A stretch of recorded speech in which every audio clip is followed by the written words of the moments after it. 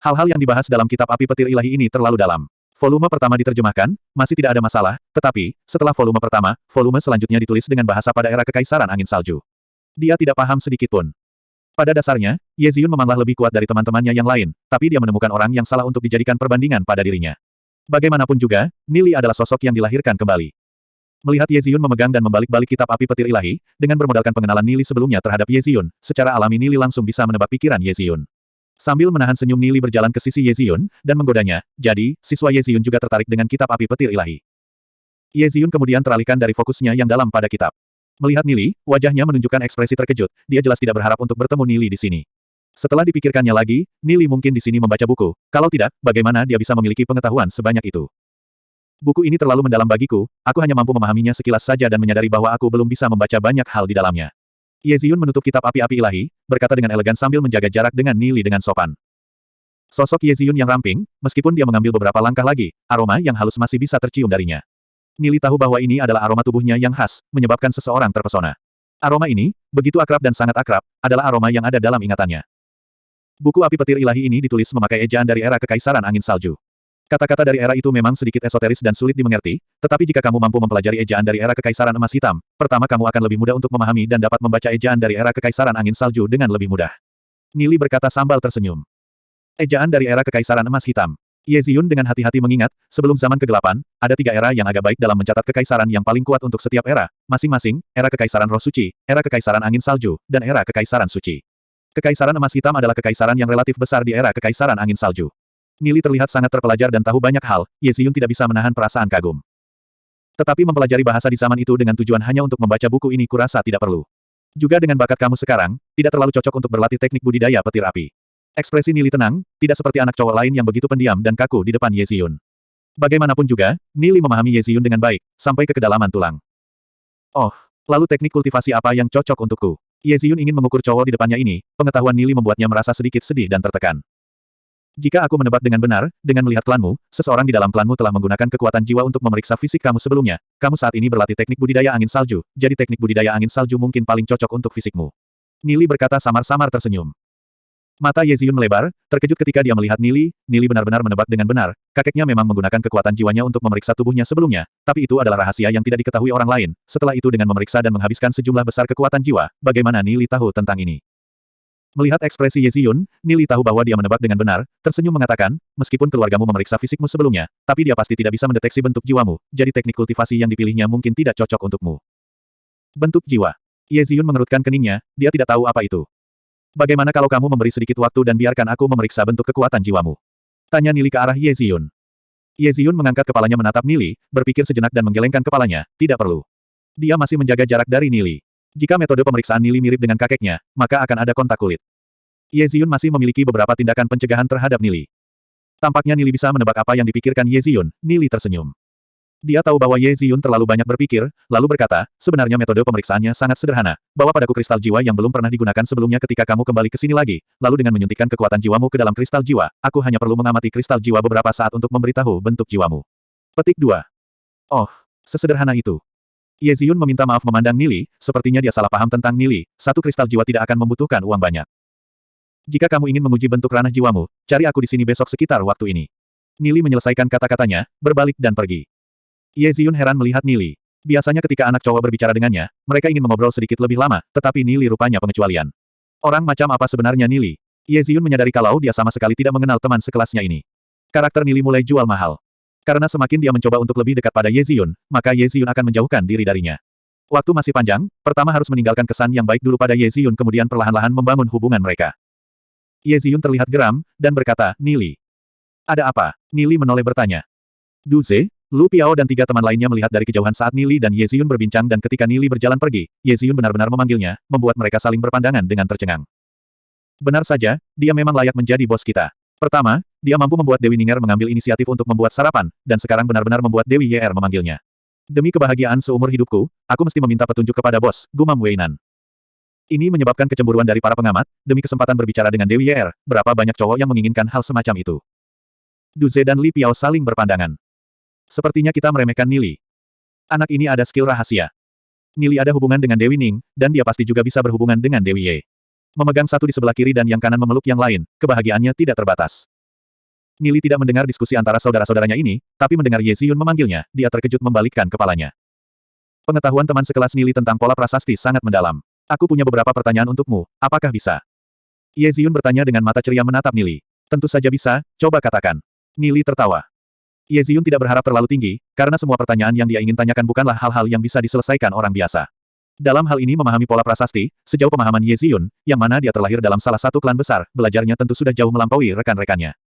Bab 16, Sihir Iblis. Ye Ziyun mengeluarkan dua gulungan prasasti dari cincin interspatialnya. Para master biasanya menyimpan teknik mereka dalam bentuk pola prasasti. Menuliskannya ke dalam gulungan prasasti, lalu ketika dalam pertempuran, mereka dapat mengaktifkan gulungan prasasti tersebut untuk melepaskan teknik pertempuran yang kuat, jauh lebih cepat daripada jika mereka melakukan teknik itu sendiri. Tetapi gulungan prasasti biasanya sangat mahal. Hanya sebuah gulungan prasasti kosong saja akan menelan biaya hingga ratusan koin roh iblis, gulungan prasasti peringkat perunggu akan menelan biaya ribuan koin roh iblis, dan gulungan prasasti peringkat perak akan menelan biaya lebih dari 10.000 koin roh iblis. Adapun peringkat emas, harga itu tak terbayangkan. Gulungan itu semua adalah hal-hal yang sangat berharga yang tidak mampu dibeli oleh orang biasa. Dua gulungan prasasti ini adalah prasasti angin salju. Jari pucat Ye Ziyun perlahan membuka salah satu gulungan prasasti peringkat perunggu. Dua gulungan prasasti ini tampaknya memiliki beberapa kesalahan ketika digambar, dan dengan demikian membuat mereka tidak dapat diaktifkan tapi aku tidak dapat menemukan akar masalah. Tatapan Nili menyapu dua pola prasasti pada gulungan ini, dan menemukan masalahnya. Dia menghabiskan begitu banyak waktu dalam kehidupan sebelumnya di dalam kitab jiwa iblis duniawi, sehingga pengetahuan Nili tentang pola prasasti telah mencapai kesempurnaan, terlepas dari atributnya. Baginya pola tulisan dari segala jenis mudah dipahami. Mengoreksi dua gulungan prasasti peringkat perunggu ini tidak ada tantangan baginya. Jika seandainya para profesor tidak bisa memberitahu akar masalah dalam dua pola prasasti perunggu ini, tetapi dengan latar belakang klanmu, bukankah kamu bisa bertanya pada ayahmu untuk jawabannya? Tanya Nili, menatap Ye Ziyun. Di dalam mata berwarna lavender Ye Ziyun, muncul sedikit kesedihan di dalamnya. Nili tiba-tiba mengerti. Ye Ziyun tidak pernah melihat ibunya sejak dia lahir, dan dengan ayahnya menjadi penguasa kota, pasti dia sibuk sepanjang hari. Kakeknya adalah seorang ahli roh iblis peringkat legenda, jadi dia harus memimpin orang-orangnya untuk menjelajahi pegunungan Set Ancestral, untuk meminimalisir segala potensi yang membahayakan bagi kota Glory. Jadi secara alami tidak ada yang bisa membantu Ye Ziyun. Memikirkan hal ini, Nili merasa kasihan pada Ye Ziyun, lalu berkata, besok-besok jika ada masalah, kamu dapat menemuiku di sini sekitar waktu ini.